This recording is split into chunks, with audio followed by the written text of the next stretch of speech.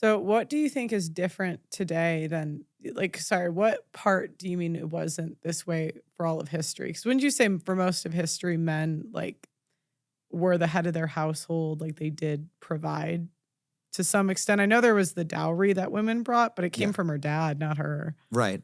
Well, like, okay, let's go back to like maybe the 1970s. I wasn't necessarily alive then, but I'm saying Yeah, if yeah. you talk about, back then it was, make love, not war. Mhm. I think that we were kind of like a little bit more headed towards equality back then. I think that, okay, look at it this way. You had during the Vietnam War, you had women actually marching for, men being sent off to die in Oh, war. I So see. And now today it's like you're not a real man if you don't fight in war. Okay. not I not see only what you're not saying. only that, but I mean, look at the male deletion rate, Right. right? And it's like, okay, so why aren't women marching for those lives today?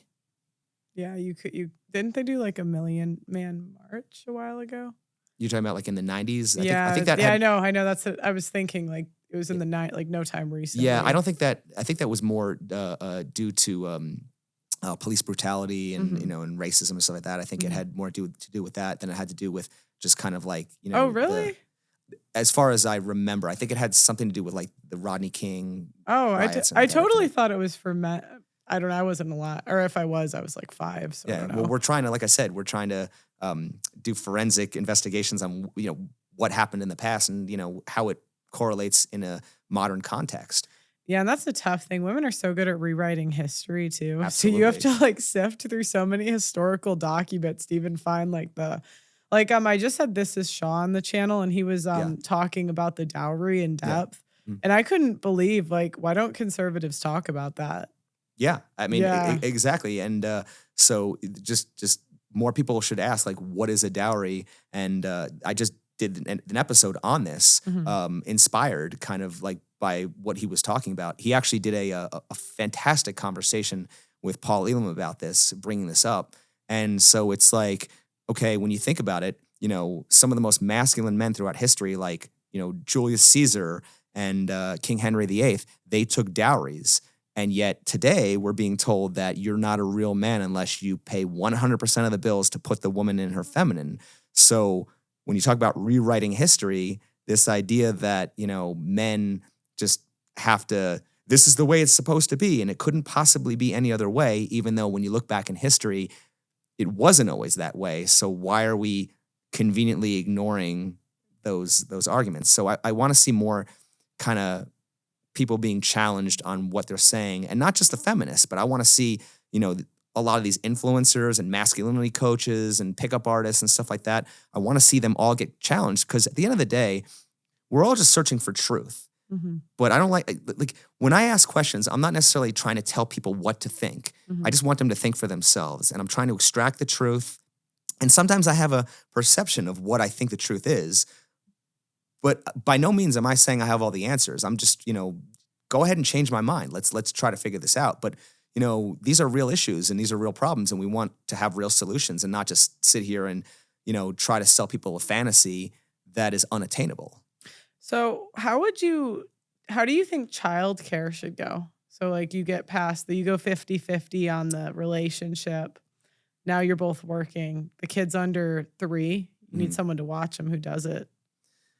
Well, I mean, I know there's with the tender years doctrine and, people typically go to the idea that women are better I don't think caregivers. that. So, Well, I mean, yeah. obviously, if women Yeah. are having abortions and stuff, I mean, Yeah. do they really?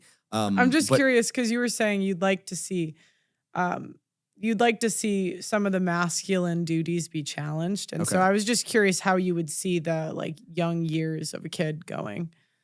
I think. Well, I think that men can be good fathers if you know it really just comes down to who has the opportunity to be um, to who has the opportunity to be present, who wants to be present, and who Mm. wants to have a strong connection with their children.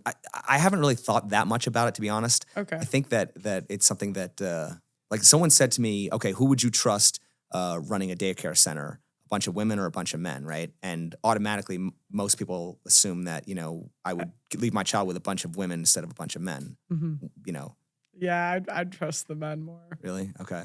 Well, just because I've looked at like child abuse stats, Mhm. like women are more violent towards kids. Okay. Well, like I said, that's something that obviously, should be looked at more. So Yeah, okay.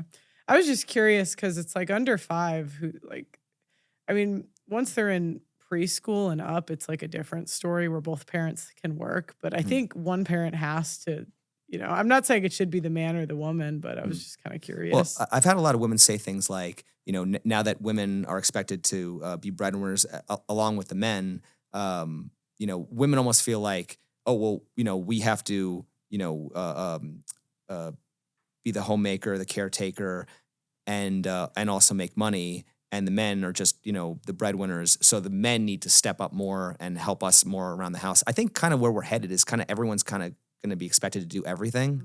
But it just depends on what's more convenient. Obviously, if a woman is pregnant, then it makes sense for the man to definitely step up and, help her. But at some point, My mom ran a marathon 6 months pregnant. I think they over exaggerate. well, I that mean, too. to a degree, but I'm Yeah. saying that obviously, someone wrote a really excellent comment that I Yeah. learned more things from my comments as well, but someone wrote that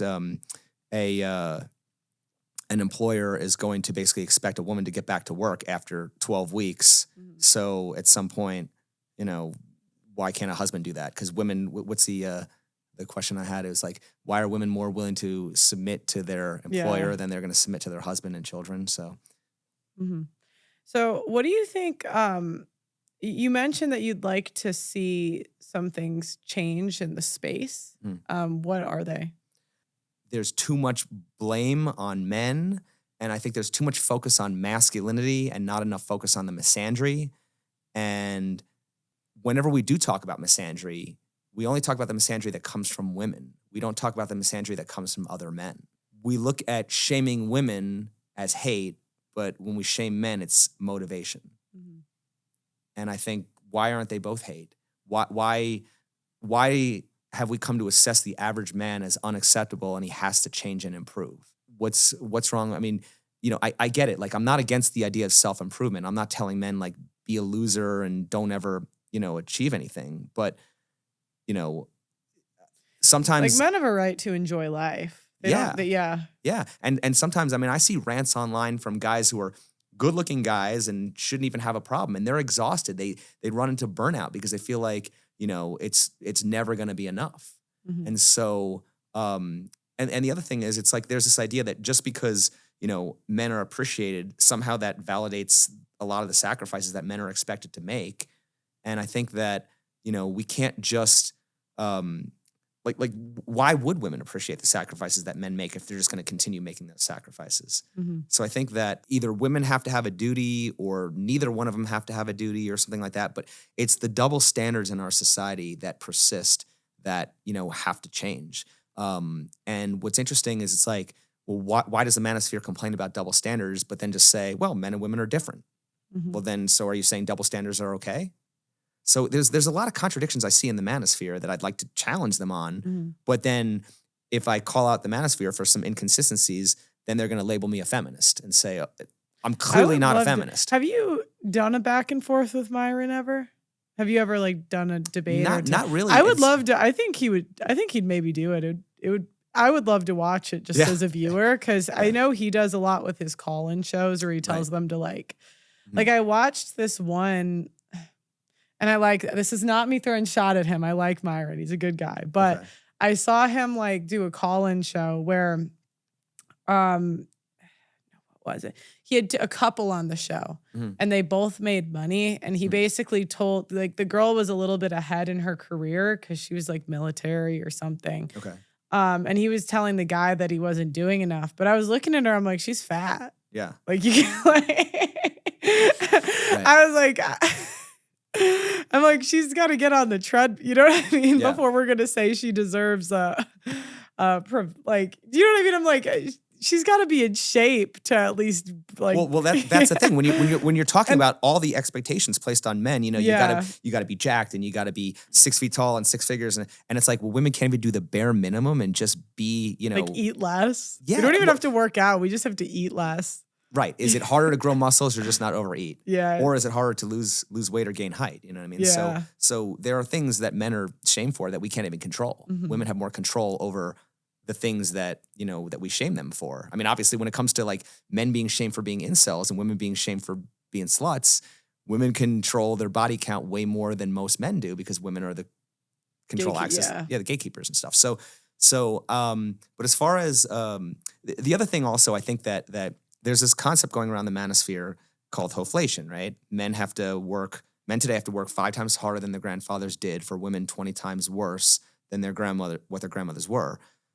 And yet, if we're telling men that women have these delusional expectations, now go out and fulfill those delusional expectations, are we not feeding the very Hoflation problem that we're complaining about? Yeah. I just think there's always going to be guys that are like, that's my only choice. Do you know what I mean? I'm not saying they should or they shouldn't. I'm really not here to tell guys how to date. I've never dated women, so I just don't have an opinion on that. But I just, like I've interviewed guys where they're just like I had a friend in London. I'd never met him. He had never had a girlfriend that like expected him to not cheat. Like it was always a one-sided open thing. And talking him out of like, because he kind of did all the stuff. Like he got the muscles. He was a really successful. I'm not going to say the industry, but he was very like good in his field. And I'm like, if you would tell him, well, you're feeding women's delusional he would say, I don't care. Like I have my 5 women. I do not care. Right. And like the way he would, I know him. So what he would say is he'd say something like, well, then why don't I did all this work. Why didn't you do all this work? Right. I'm not saying that's right or wrong, but I'm just curious how you would respond to something like that. I mean, typically, when the man does the work, it's the mindset where why does a society that tells a man he doesn't deserve a woman when he's broke have any right to tell that man he only deserves one woman when he's rich? So the man is going to say, well, I've done the work. Now I'm a high status, high value man. Yeah. Now I'm going to exercise my options.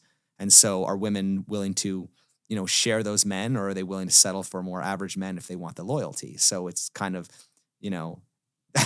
I saw this guy, dude.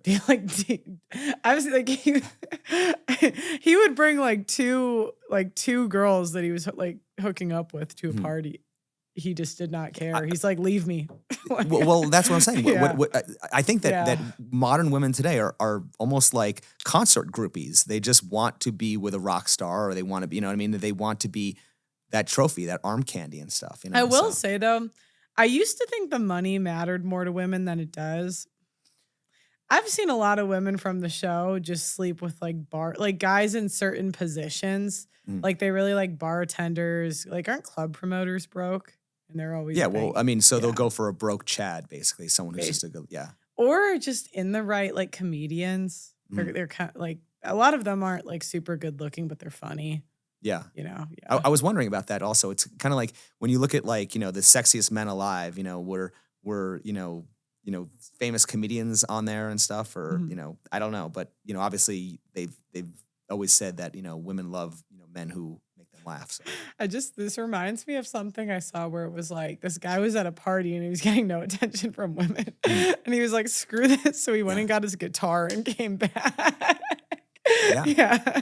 But I mean, and I'm not saying it's right, but I'm like, the guys that like figure out a cheat code, I'm like, you're not going to talk them out of like 5 women. Good luck. Yeah.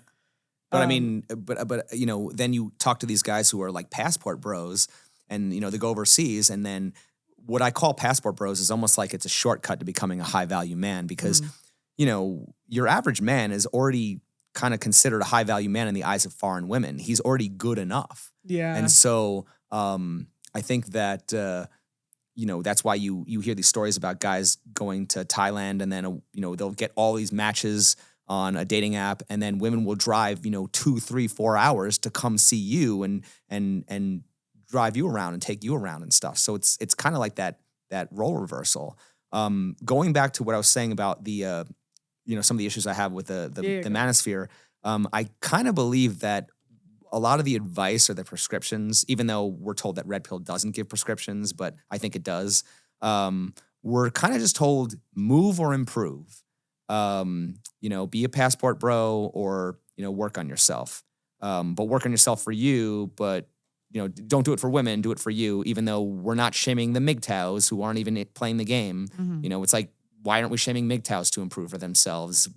Anyway, I think a lot of it's just coping. It's not, it's basically just saying this is what we're kind of stuck dealing with. Mhm. Now, you made a great point once where you said, if men had 20, 30 beautiful women in their inbox DMing them saying, let me come over and let me cook for you and massage you and everything, don't you think it would be hard to get a man to commit? Oh, yeah. So Impossible. That guy is the guy I know, he's cheating for life. He's like, it's just never gonna happen. So once again, it comes down to the fact that now that's exactly the position women are in. They have Yeah. all these thirsty simps after them. So women are basically have the privilege of being more picky because they have more options. Mhm. So, men would probably do a lot of the same things if they had the options as well. I think the problem is the game is so rigged to one side that we just don't have the ability to have any bargaining power. I think that our bargaining chips have been taken away from us. Our bargaining chip used to be the idea that, we were the ones who made the money. But then ever since, women got equal employment opportunities in the workforce and they're taking half the jobs now. You asked this question, if we want men to be providers, are we going to remove equal employment opportunities, which are preventing men from fulfilling the provider roles that we're advocating for? Mhm. So women want to have their cake and eat it too, while men can't have a cake or even eat one. Mhm. So we have to look at what's going on culturally and within the laws. And I think, we're identifying the symptoms, but we're not looking at the root cause, what's causing these things.